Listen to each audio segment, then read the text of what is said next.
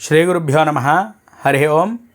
ఇప్పుడు మనం చెప్పుకునేటువంటి అంశం ఏమిటి అంటే అండి, పరాభవనామ సంవత్సరం సింహరాశి వారికి ఈ సంవత్సరం ఎలా ఉంది ఏమిటి అనేది ఈ వీడియోలో మనం తెలుసుకుందాం. ముందుగా ఈ సింహరాశిలోకి వచ్చేటువంటి నక్షత్రాలు ఏమిటి అనేది ఇప్పుడు మనం చూద్దాం. సింహరాశి వాళ్ళలో వచ్చేటువంటి నక్షత్రాలు మఖా నక్షత్రం 1, 2, 3, 4 పాదాలు, అలాగే పుబ్బా నక్షత్రం 1, 2, 3, 4 పాదాలు, ఉత్తరా నక్షత్రం 1వ పాదం. ఈ 9 పాదాలు కలిపి సింహరాశి వారికి లెక్కలోకి వస్తాయి. గమనించండి. ముందుగా వీరి ఆదాయాన్ని చూద్దాం. ఆదాయం 5 రూపాయలు, వ్యయం కూడా 5 రూపాయలు. అంటే 5 రూపాయలు సంపాదిస్తే 5 రూపాయలు కూడా ఈ సంవత్సరం ఖర్చు అవుతుంది. రాజపూజ్యం 7, అవమానం 7. 7 మంచి అంటున్నారు, 7 చెడ్డ అంటున్నారు. అన్నీ కూడా సరి సమానంగా ఉన్నాయి. ఎంతైతే ఖర్చు ఉందో దానికి తగ్గట్టుగానే వీళ్ళకి ఖర్చు అయిపోతూ ఉంటుంది సంపాదించిందంతా కూడా. ఈసారి కిందటిసారి రుణ బాధలవి కూడా పొందేటువంటి అవకాశం ఉంది.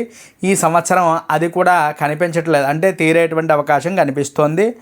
మంచి కాస్త ఎక్కువగా సరి సమానంగా ఉందన్నమాట. అలాగే ఈ రాశివారికి గ్రహస్థితి ఎలా ఉంది అనేది ఇప్పుడు మనం చూద్దాం. రాహుకేతువులు సప్తమ స్థానంలో ఉండడం వల్ల భార్యాభర్తల మధ్య అవగాహన అనేది చాలా అవసరంగా ఉండాలి.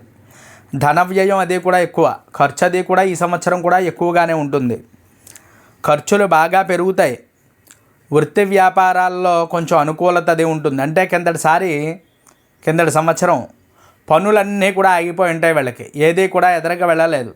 అందువల్ల ఈ సంవత్సరం ఆ పనులన్నీ కూడా ఎదరకి వెళ్ళేటువంటి అవకాశం, పూర్తయ్యేటువంటి అవకాశం కూడా కనిపిస్తోంది. అలాగే ఉద్యోగాలలో కూడా వీళ్ళకి అభివృద్ధి, కొద్దిగా పనులన్నీ కూడా ఆలస్యంగా అవుతాయి వీరికి. విద్యార్థులకు మంచి గుర్తింపు వచ్చి పరీక్షలలో ఉత్తీర్ణత అది కూడా చెందుతారు. అలాగే ఈ మాట తొందర వల్ల బంధువులలో అది కూడా భేదాభిప్రాయాలు ఎక్కువగా ఉంటాయి. అందువల్లే ఎదుటివారితో కొంచెం జాగ్రత్తగా ఆచితూచి మాట్లాడాలి ఈ సంవత్సరం అంతా కూడా. వీరికి ఆరోగ్య సమస్యలు ఎక్కువగా వచ్చేటువంటి అవకాశం ఉంది. తలనొప్పి, జీర్ణ సంబంధమైనటువంటి సమస్యలు వచ్చేటువంటి అవకాశం ఉంది. గమనించండి. వీరు తప్పకుండా మృత్యుంజయ జపం బాగా చేయాలి. అలాగే రుద్రార్చన, ఈశ్వరారాధన కూడా బాగా చేయడం వీళ్ళకి బాగా కలిసి వస్తుంది. అందువల్ల వీరు ఏంటి అంటే ఈశ్వరుడి గుళ్ళోకి వెళ్ళడం, ప్రదక్షిణాలు చేయడం, శివారాధన చేయడం వల్ల వీరికి సమస్యల నుంచి తొలగిపోయేటువంటి, అలాగే ఆర్థికమైనటువంటి సమస్యల నుంచి బయటపడేటువంటి అవకాశం కనిపిస్తోంది. వీరికి అదృష్ట సంఖ్య 1, 4. ఈ సంఖ్యలలో ఏదైనా పని చేసినట్లయితే ఎక్కువగా గమ్ముని కలిసి వచ్చేటువంటి అవకాశం ఉంది. వీరికి ఆదివారం, సోమవారం, బుధవారం, గురువారం మరింత అనుకూలంగా ఏ పనైనా తలబెట్టినట్లయితే కార్య దిగ్విజయం పొందేటువంటి అవకాశం ఈ వారాల్లో అయితే వీళ్ళకి ఎక్కువగా కనిపిస్తోంది. అందరూ గమనించి రుద్రారాధన, మృత్యుంజయ ఆరాధన చేస్తూ ఉండాలి. ఇవి చేసి శివారాధన చేసినట్లయితే ఈ సింహరాశి వారు సమస్యల నుండి త్వరగా బయటపడేటువంటి అవకాశం అది కూడా కనిపిస్తోంది. గమనించండి.